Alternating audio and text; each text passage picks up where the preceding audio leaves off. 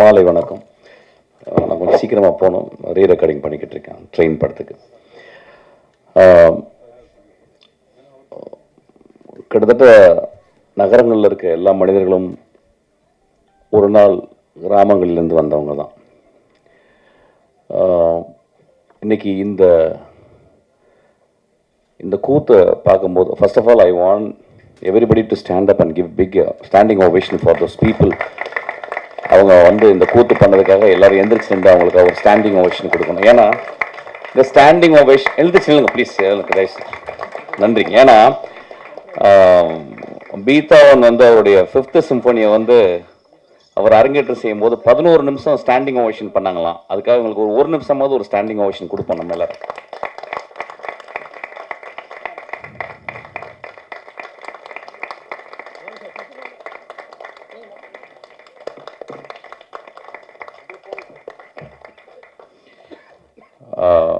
இவங்கள்ட்ட சிவாஜி ஐயாவும் எம்ஜிஆர் மட்டுமே வரல, இவர்கிட்ட இசைஞானி இளையராஜாவும் வந்திருக்காங்க. ஆக்சுவலாக நன்றிங்க, ரொம்ப நன்றி, தேங்க்யூ.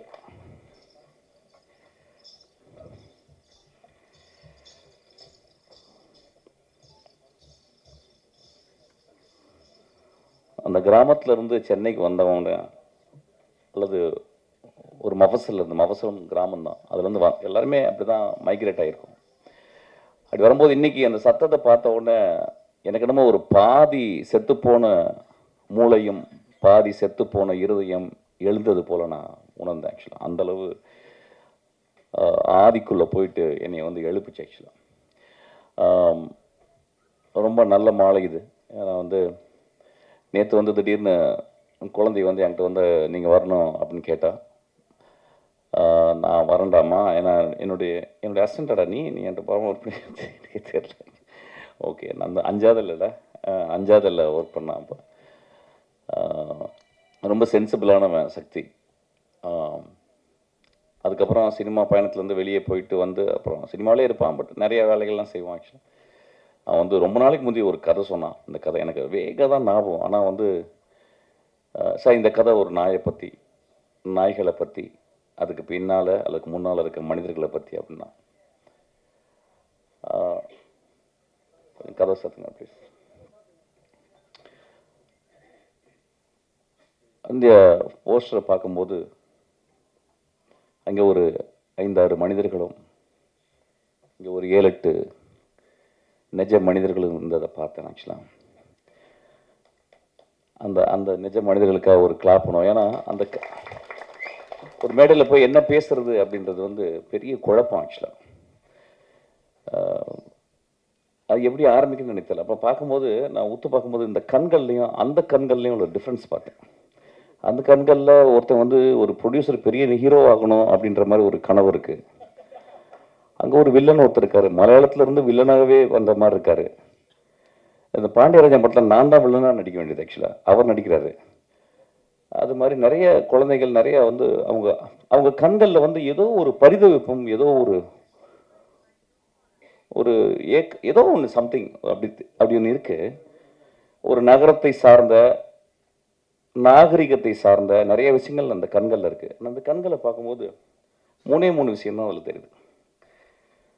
ரேஜ் பார்த்தேன், அதாவது ப்ரைமல் எமோஷன், கோபம் கூட கிடையாது, ரேஜ். It's called rage. நாய்களோட ரொம்ப பழகியிருக்கேன், நாய்களோடய வாழ்ந்திருக்கேன். இன்னைக்கு நாய் எல்லாமே இருக்கிறேன். நாய்கிட்ட நிறைய கற்றுருக்கேன். நான் தனிமையில் சின்ன வயசில் நான் தனிமையில் இருக்கும்போது எனக்கு மணின்னு ஒரு நாய் எனக்கு ரொம்ப ரொம்ப ஆதர்சமானது. ஒரு வெள்ளை கலரில் பெருசாக இருக்கும், தலை பெருசாக. அந்த மாதிரி நாய் இது வரைக்கும் நான் பார்த்ததே இல்லை. கிராமங்களில் மணி, எல்லா நாய்களும் மணியாக தான் கூப்பிடுவாங்க. சொல்லப்போனால் எங்களை வழக்கம், அது வீட்டு முன்னாலே இருக்கும். அது பியூட்டிஃபுல். அப்போ அது எங்களை ப்ரொடெக்ட் பண்ணுற ஒரு தெய்வமாக தான் இருக்கும்.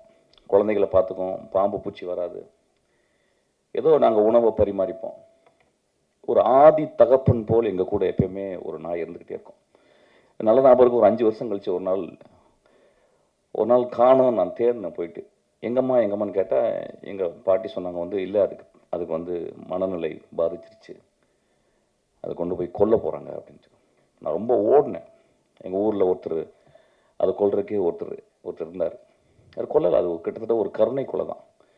ஒரு சாக்கில் அதை வந்து பிடிச்சி உள்ளே போட்டு ஒரு கடப்பாறையினால் அடித்து அதை கொன்னார். என்னால் மறக்கவே முடியல. நான் அதில் வந்து பெட்டுங்களை நான் பக்கத்தில் போனதே கிடையாது. நான் என் அசிஸ்டன்ஸ்லாம் கேட்பேன். என் அசிஸ்டன்ஸில் 2 பேர் ரொம்ப பெட்டோட. வெங்கட்னு ஒரு அசிஸ்டன்ட் இருக்கான், ரொம்ப அறிவானவன். அவன் வந்து 2 நாய்களை அவன் வீட்டில் அதுக்கு ஒரு பெரிய பெட்டு மாதிரி 2 பெட்டு கொடுத்து அதை பற்றி பேசுகிறது தான் அவனுக்கு வேலை. அவன் வாழ்நாள் ஃபுல்லாக அந்த நாய்களை பற்றியே பேசிகிட்டு இருக்கான். அந்த 2 நாய்களும் என்னையும் தான் அவனுக்கு ரொம்ப பிடிக்கும்னு நினைக்கிறேன் ஆக்சுவலாக. அப்போ அதை பற்றியே பேசுகிறப்ப ரொம்ப ஆச்சரியமாக இருக்குது. என்னடா இப்போ என்ன பண்ணால் ஒரு படி மேலே போயிட்டு அதுக்கு கேமரா ஃபிக்ஸ் பண்ணி இப்போ நான் ரீரெக்கார்டிங் பண்ணும்போது அதை பார்த்துக்கிட்டே இருக்கான். நான் ரீரெக்கார்டிங் பண்ணுறது கூட பார்க்கல ஆக்சுவலாக. அப்போ எனக்கு ஒரு யோசனை, ஏன் இந்த இந்த இந்த குழந்தைகள் வந்து இந்த நாய் மேலே இவ்வளவு. நான் வரும்போது படித்தேன், எங்கே அந்த டாக் அப்படின்ற வார்த்தை எங்கேருந்து வந்து அதுக்கு வந்து அதுக்கு எங்கேருந்து வந்துச்சுன்னு தெரியல. அந்த எட்டிமாலஜிக்கலாக டோர்க்கா அப்படின்றாங்க. அந்த டோர்க்கான்ற வார்த்தை எப்படி வந்துச்சுன்னே தெரியல லாட்டினில். நான் யோசிச்சிட்டே வந்தேன், எப்படி வந்திருக்கும் ஆதி மனிதன். கடவுளால் படைக்கப்படாத மனிதர்கள் சில பேர் வந்து டார்வின் விதிப்படி மரங்களிலிருந்து கீழே இறங்கி சவானில் நடக்கும்போது அவன் எல்லா மிருகங்களையும் கொன்னுட்டு அதை திங்கணும் அல்லது தன்னை பாதுகாக்கணும்னு தான் வந்திருப்பான். புலி சிங்கங்களை திங்க முடியாது, ஓநாய்களை திங்க முடியாது. ஓநாயினுடைய இனம்தான் அது. ஓநாயினுடைய வழித்தோன்றல் தான் நாய்கள். நம்ம எல்லாருக்குமே தெரியும், அதை பார்த்தவனே தெரியும். கேனைன் ஃபேமிலின்னு சொல்லுவாங்க ஆக்சுவலாக. அப்போ எப்படி அந்த மனிதன் வந்து அந்த காட்டை வந்து பயந்து பயந்து பயந்து ஒவ்வொரு அடியாக எடுத்து வைக்கும்போது பாம்பு இருக்கும், பூச்சி இருக்கும், உணவு தேடி போகணும், குழந்தைகளை பார்த்துக்கணும், தாய் தந்தையை பார்த்துக்கணும், இரவானா நெருப்புக்கு கட்டைகளை சேகரிக்கணும், நெருப்புக்கு கல்லை தேடணும். அப்படிங்கும்போது எப்படி ஒரு ஓநாய் எப்படி அது மனிதனை சார்ந்து வந்திருக்கும் அப்படின்றது வந்து எனக்கு ரொம்ப டிரான்சிஷன்.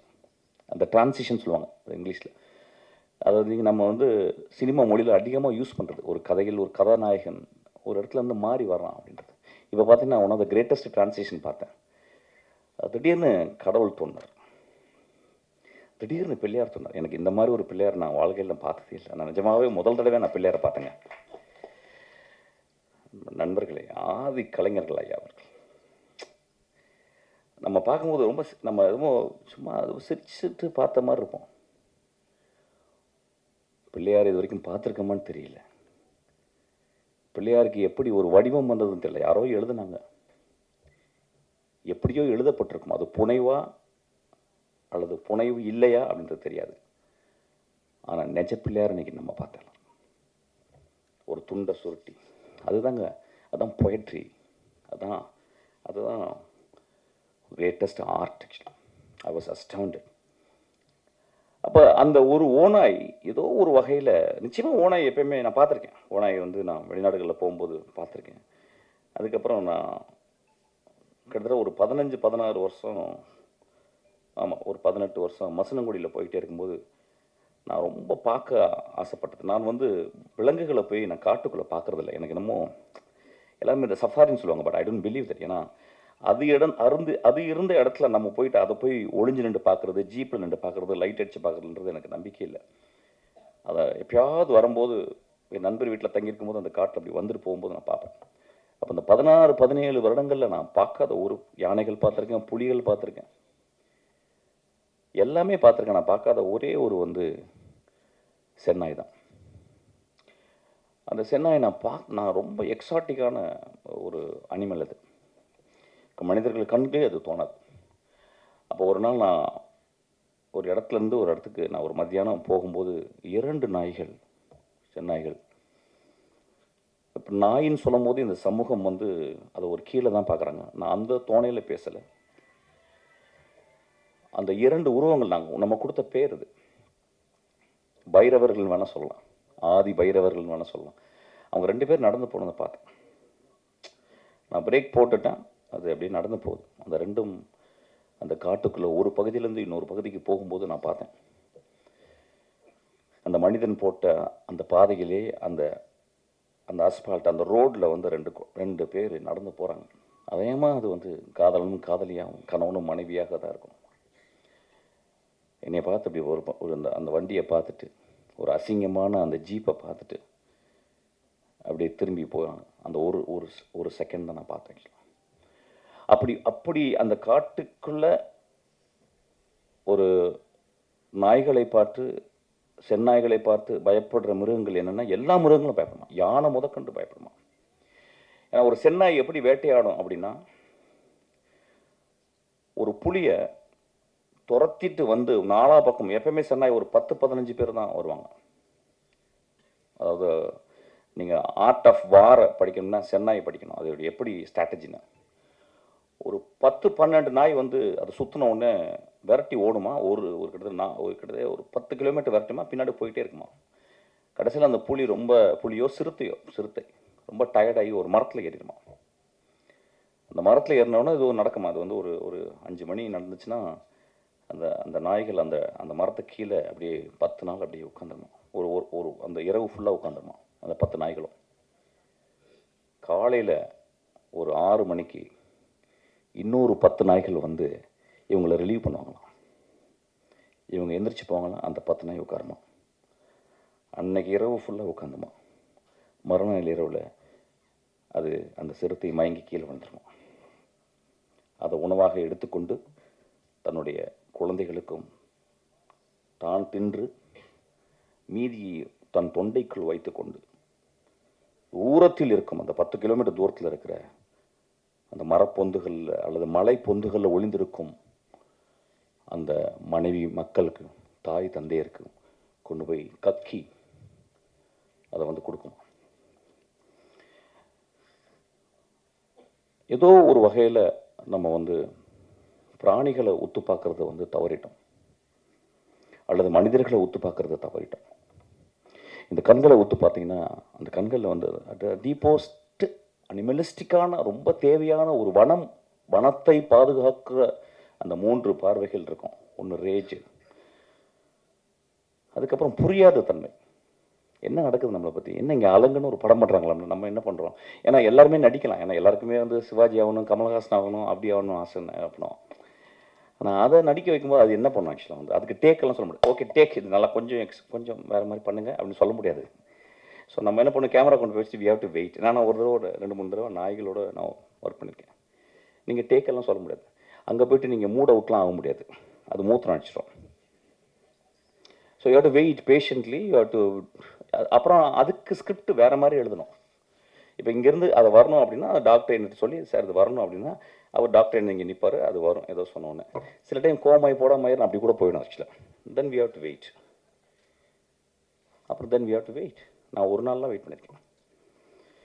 ஸோ ஒரு நடிகர்கள் முன்னால் நடிக்கவே தெரியாது அந்த ரேஜ், புரியாத தன்மை, அதுக்கப்புறம் 3வது பார்வையாக இங்கே ஊற்று பார்த்தீங்கன்னா ஒரு பெரும் கருணையை உள்ள பார்க்கலாம்.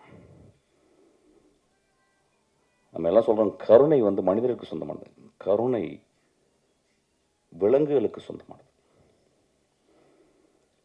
ஒரு 4 நாளைக்கு முந்தி என்னுடைய அசிஸ்டண்ட்டு நிவேதிதா, ஒரு 10 வருஷத்துக்கு முந்தி, ஒரு 8 வருஷத்துக்கு முந்தி ஒரு கார் ஆக்சிடெண்ட்டில் முதுகில் அடிபட்டு 2 காலும் அவளால் வேகமாக நடக்க முடியாது. அவள் என் கூட தான் அசிஸ்டண்ட்டாக இருக்கான். அவள் வந்து சொன்னான் என்கிட்ட, சார் நான் நேற்று வந்து நைட்டு எங்கள் வீட்டுக்கு கீழே வெளியே வந்து ஒரு தெருநாய் இருக்குது சார். நான் எப்போ பார்த்தேன்னா அது போன சாப்பாடு கொடுப்பேன். நான் வந்து நான் வாழாட்டம், என்னை பார்த்து ரொம்ப பிடிக்கும், பக்கத்தில் ஒரு நான் தடவி கொடுப்பேன். என்னை படிக்கட்டில் வந்து விடுங்க சார். மேலே 3வது படிக்கட்டு. அவள் ஒரு குச்சி வச்சுருப்பான் கையில், அதை வச்சு நடந்து போவோம் 3வது மாடி. லிஃப்ட் யூஸ் பண்ண மாட்டேன், ஏன்னா மாடி ஏறி போகணுன்னு டாக்டர் சொல்லியிருக்காங்க, அப்போ கால் கொஞ்சம் பலமாகணும். அப்போ நான் நேற்று போனேன் சார், என் பின்னாடியே உரசிக்கிட்டே வந்துச்சு. 2வது மாடி வரும்போது என் இப்படி பக்கத்தில் குறுக்க வந்துச்சு, எனக்கு பேலன்ஸ் ஆகி நான் வந்து கீழே விழுந்துட்டேன் சார். ஒரு 3-4 படி உருண்டு விழுந்துட்டேன்.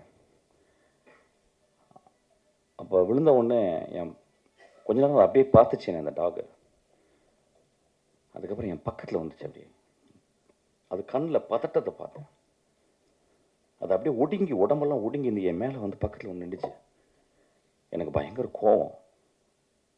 நான் அடிக்கலான்னு குச்சியை ஓங்கிட்டேன். அதுக்கப்புறம் அதை பார்த்துட்டு எனக்கு ரொம்ப கஷ்டமாயிடுச்சு. எனக்கு விழுந்து விழுந்து பழக்கம் சார். அதனால் எனக்கு பழக்கம். நான் எந்திரிச்சு அப்படியே கோவமாக போயிட்டேன். மறுநாள் காலையில் நான் ஆஃபீஸ்க்கு வந்து கதவை திறந்தேன் சார். வெளியே நின்றுச்சு, என்னைய பார்த்துச்சு. நான் அதை பார்த்து சிரித்தேன். அது அப்படியே ஓரமாக ஒதுங்குச்சு. நான் அப்படியே நடந்து 3வது மாடியிலேருந்து அந்த 8 படிக்கட்டு கீழே இறங்கி வந்தேன். அது மேலே நின்று பார்த்துச்சு. அடுத்த 8 படி கீழே வந்தேன் சார். அது அந்த 8வது படியில் கீழே வந்து நின்று என்னை பார்த்துச்சு சார். அடுத்த 8வது படி வரும்போது அதுக்கப்புறம் 8 படியில் வந்து பார்த்துச்சு சார். அதுக்கப்புறம் நான் வீட்டுக்கு கீழே அந்த ரோட்டுக்கு வந்த மாதிரி என்னை தூரத்துக்கிட்டே பார்த்துச்சு சார்.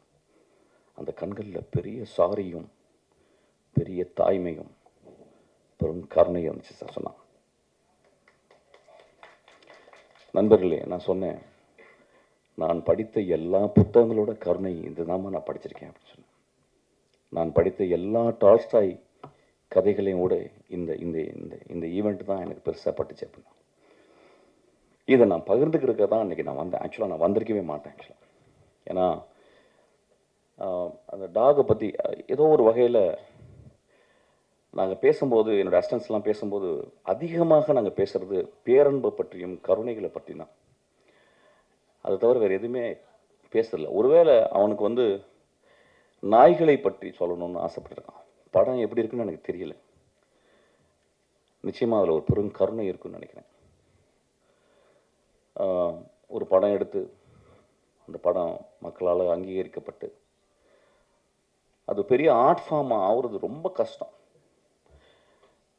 இன்னைக்கு கூட நான் பண்ணிக்கிட்டு இருக்கும்போது எனக்கு நியூஸ் கேட்டுச்சு. அதாவது ஒரு திரைப்படத்தை பார்க்க போகும்போது அந்த திரைப்பட நடிகர் அங்கே வந்து அதனால் மக்கள் வேகமாக ஓடி போயிட்டு ஒரு பெண் இறந்துட்டாங்கன்னு சொல்லிட்டு, அது ஒரு பெரிய ஆக்சிடெண்ட். அதுக்கு அந்த கதாநாயகனுக்கும் அவனும் ரொம்ப கஷ்டப்பட்டுருவான். அந்த குழந்தை. நடிகர்கள், சினிமாக்காரர்கள் எப்பொழுதுமே நாங்களும் ஒரு நாய்களை போலதான்.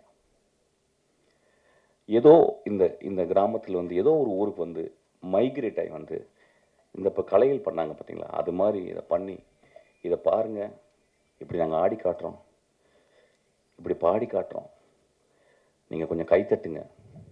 இந்த மனிதர்கள் இன்றைக்கி வந்து ஆடினவங்க கொஞ்சோண்டு கைத்தட்டினா போதும், அவங்க வாழ்க்கை போதும். ஆனால் நாங்கள் கொஞ்சம் மாறி எங்களுக்கு கொஞ்சம் காசு கொடுங்க, உங்கள் காசை வச்சு தான் நாங்கள் சாப்பிட்றோம், உங்கள் காசை வச்சு தான் நாங்கள் கார் வாங்குகிறோம், உங்கள் காசை வச்சு தான் எல்லாம் பண்ணுறோம். நான் கொஞ்ச நாளுக்கு முந்தி வந்து ஏதோ ஒரு பெரிய படம், அந்த படம் ஃபெயிலியர் ஆகும்போது நிறைய ரசிகர்கள் வந்து பயங்கரமாக அதை வந்து விமர்சனம் பண்ணி பேசி, அதுக்கு எல்லா உரிமையும் இருக்குது. நான் என்னுடைய அசிஸ்டண்ட்டாக தான் சொல்கிறேன், இந்த படம் நியாயமாக இருக்கும் பட்சத்தில், நன்றாக இருக்கும் பட்சத்தில் இந்த பத்திரிகையாளரும் பார்வையாளர்களும் இதை கொண்டு போய் சேர்ப்பாங்க. அந்த படத்தில் நியாயமும் தர்மமும் இருந்தால். ஏன்னா அவங்களுக்கு உரிமை இருக்குது. அதுதான் நான் சொல்ல வந்தேன். என் அசிஸ்டண்ட்டாக வேறு விழாவில் மேடையில் சொல்லியிருப்பானான்னு தெரியல. ஆக்சுவலாக அதில் ஒரு உண்மை இருந்தால் கூட போதும், தலையில் தூக்கி வச்சு கொண்டாட்டுவாங்க. ஏதோ ஒரு வகையில் சில அசதி. ஏன்னா இந்த வாழ்க்கை ரொம்ப அசதியாக இருக்குது. நான் பார்க்க தெரியுது. ஏன்னா அவங்களுக்கு வந்து ஓடிடி பிளாட்ஃபார்மில் அவ்வளோ படங்கள் இருக்குது. வாழ்க்கையில் வந்து 1.25 வினாடியில் பார்க்கக்கூடிய இன்ஸ்டாகிராம் இருக்குது. 24 ஹவர்ஸும் பார்க்குறோம். இதெல்லாம் மீறி நம்ம ஒரு நரேட்டிவ் சொல்லும் போது அந்த நரேட்டிவ் ரொம்ப பவர்ஃபுல்லாக இருக்கணும்னு அவங்க ஆசைப்பட்றாங்க, அவங்க கேட்குறாங்க. நம்மளும் படித்து வளர்கிறோம், அவங்க 200 மடங்கு அவங்களும் பார்த்து படித்து வளர்கிறாங்க. ஸோ ஒரு படம் அவங்களுக்கு நல்லா இல்லாம்போது ரொம்ப கோபம் வந்துடுது, வெகுண்டு வந்துடுது. அவங்க நல்லா ஒரு கேமரா கொண்டு போய் காட்டிடுறோம். அதில் அந்த மனிதர்கள் வந்து தவறாக சில வார்த்தைகள் பேசுகிறாங்க. அது பெரும் மனசு வருத்தத்தை. நடிகர்களை நீங்கள் கொஞ்சம் கருணையோடு பார்த்துக்கணும். இந்த சொல்கிறதுக்கு நான் அச்சப்படலை. நான் கங்குவா படம் நான் பார்க்கல. இருந்தாலும் அந்த படத்தை பற்றி விமர்சனம்லாம் வந்துச்சு. இன்னும் கொஞ்சம் கருணையோடு நீங்கள் பார்க்கணும். ஏன்னா சூர்யா போன்ற ஒரு நல்ல நடிகர், ஒரு அழகான நடிகர், நம்ம வந்து பத்திரமாக பார்த்துக்கணும் எல்லாரையும். அவங்களெல்லாம் ஒரு சிவகுமார் மாதிரி ஆளுங்களை நல்லா யோசிச்சு பாருங்கள். இன்றைக்கி நம்ம கையில் வந்து சிவாஜி இல்லை, நம்ம கையில் வந்து எம்ஜிஆர் இல்லை, பெரிய பெரிய ஆளுங்கள். அவங்களோடலாம் பணியாற்றிய ஒரு சிவகுமார்னு ஒரு மனிதன் இருக்கான். எவ்வளோ முக்கியமான மனிதன் நம்மளுக்கு ஆக்சுவலாக. அவங்க வீட்டில் வந்த ஒரு 2 குழந்தைகள் ரொம்ப நல்லவன். இப்போ நான் ஒன்று விமர்சனம் பண்ணேன். அடுத்து நீங்கள் சூர்யாவுக்கு கதை சொல்ல போகிறீங்கன்னா நான் சொல்லவே போகிறதில்ல ஆக்சுவலாக. படம் கொடுத்தா கூட நான் ஒத்துக்க மாட்டேன். பட் நான் கருணையோடு பார்க்க சொல்கிறேன். ஏன்னா கருணையை பற்றி பேசும்போது நான் கருணையோடு வரேன். ஒரு படத்தை வெற்றி பெறதுக்காக இந்த குழந்தைகள் நாங்கள்லாம் எவ்வளோ கஷ்டப்படுறோன்னா, எவ்வளோ கஷ்டப்படுறோன்றது சொல்லி உங்கள்கிட்ட வந்து மடி விரிக்கலை. கிட்டத்தட்ட வாழ்க்கையை மறந்துட்டு வேலை செஞ்சுக்கிட்டு இருக்கோம். அப்போ ஏதோ சின்ன ஒரு பேலன்ஸ் ஆக்சுவலி. அதாவது ராக்கெட் இன்ஜினியர்ஸ் சொல்லுவாங்க. ஒரு 10 வருஷம் கஷ்டப்பட்டு 24 மணி நேரம் ஒத்த சிந்தனையோட கான்ஸ்டன்ட் விஜிலன்ஸோட ஒரு ராக்கெட்டை டிசைன் பண்ணும்போது அது ஏதோ ஒரு சின்ன ஒரு சின்ன வயர் கொஞ்சம் பிரிஞ்சால் கூட அது வானிலை வெடிச்சிருது. அது ஒன்றுமே பண்ண முடியல. அப்படி தான் சினிமாவும் பார்க்குறேன். ஒரு சினிமாவும் ஒரு ராக்கெட் இன்ஜினியரிங் தான். ஒரு 500 கலைஞர்கள் கான்ஸ்டன்ட் விஜிலண்ட்டோட ஒரு திரைப்படத்தை அப்படியே ஒரு சின்ன சின்ன இலையா பண்ணுறோம். சில டைம் ரொம்ப அங்கே அந்த அந்த மூத்த கலைஞன் ஒருத்தர் இருப்பான், அந்த டைரக்டர்னு ஒருத்தர் இருப்பான் பாருங்க. அவன் வந்து ஒரு ஒரு இறப்பை நோக்கி போகிற அளவுக்கு போகும்போது தான் ஒரு படைப்பு உருவாகுது. அவன் அங்கே செத்து போவான். கடைசியில் அந்த நாளை வந்து ஃபைனல் அந்த ஷாட் முடிஞ்சு அந்த அந்த அந்த ஃபைனல் மிக்சிங் முடியும் போது பார்த்தீங்கன்னா வெளியே வரும்போது பார்த்தீங்கன்னா நல்லா ஞாபகம் இருக்குது. ராஜீவ் மேனன் சொன்னாராம் ஒரு தடவை, யாரையா அது ஃபைனல் ஏதோ இப்போ உள்ளே போகும்போது யாரையா அது கீழே பட்டு கிடக்குறா அப்படி செருப்புக்குள்ளே அப்படின்னு. சார் அவர் பேர் பாலான்னு சொன்னாங்களாம். அதுதான் சேது ஒரு பாலா. செத்து போகிற டைம் தான் அந்த டைமில் தான் அந்த படம் உருவாகுது ஆக்சுவலாக. அப்போ ஒரு படம் உருவாகும்போது நம்ம வந்து படம் நல்லா இல்லைன்னு சொல்கிறதுக்கு ரொம்ப உரிமை இருக்குது. ஏன்னா நீங்கள் 150 ரூபா கொடுக்குறீங்க. அப்புறம் ஒவ்வொரு பத்திரிகையாளரும் எல்லாம் சினிமா தெரிஞ்சவங்க. நான் நான் சொன்ன சித்திரம்பேசி பார்த்து நான் கதை சொன்னேன், ஏவிஎம்மில் சொன்னேன். அது நல்லா இருக்குன்னு சொன்னவர் அங்கே உட்காந்துருக்கார், வெள்ளை சட்டப்பட்டவர், துளசி பெருமாள். அவர் நல்லா இல்லைன்னு சொல்லியிருந்தால் நான் நல்லா இருந்திருக்க மாட்டேன். ஸோ அவங்க தான் பத்திரிக்கைங்க. நம்மளும் அதை ரொம்ப புரிஞ்சுக்கணும் ஆக்சுவலாக. இது 2 பேரும் கையை கோர்த்து படங்கள் நல்லா இல்லாட்டினாலும் அதில் இல்லையா இப்படி பண்ணலாம்யா இப்படி பண்ணியிருக்கோனியா அப்படி சொல்லலாம். சினிமாவை எல்லோரும் நம்ம பத்திரமா பார்த்துக்கணும். ஏன்னா சினிமா மட்டும்தான் அறத்தையும் அழகையும். இப்போ நீங்கள் பார்த்தீங்கன்னா என்ன ஒரு பெர்ஃபார்மன்ஸ். எனக்கு வந்து இன்றைக்கி நைட் ஃபுல்லாக பேசிகிட்டே இருக்கலாம் போல இருந்துச்சு. இந்த படம் இந்த மனிதர்களுக்காகவும் அந்த நடிகர்களுக்காகவும் ஓடணும்னு நான் வந்து கேட்டுக்கிறேன். நான் வரும்போது ரொம்ப டயர்டாக வந்தேன். ஆனால் ஒரு 200 நாளுக்கு வந்து நான் சக்தியோடு இயங்கக்கூடிய அளவுக்கு இந்த மனிதர்கள் வந்து இன்றைக்கி ஒரு எக்ஸ்ட்ரானரியான ஒரு பர்ஃபார்மன்ஸ் பார்த்தேன்.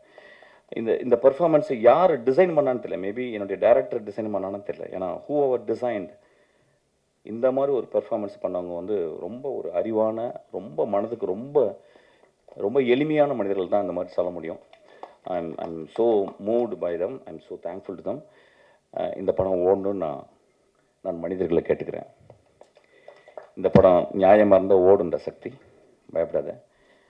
இல்லைன்னா அடுத்த படம் பண்ணுவோம், அதையும் ஒழுக்கமாக பண்ணுவோம். அதான் ரொம்ப முக்கியம். Thank you so much. இந்த படத்தில் ஏதோ ஒரு உண்மை இருக்குது. இந்த படத்தில் ஏதோ ஒரு கருணை இருக்குது. இந்த படத்தில் ஏதோ அறம் இருக்குது. Thank you so much.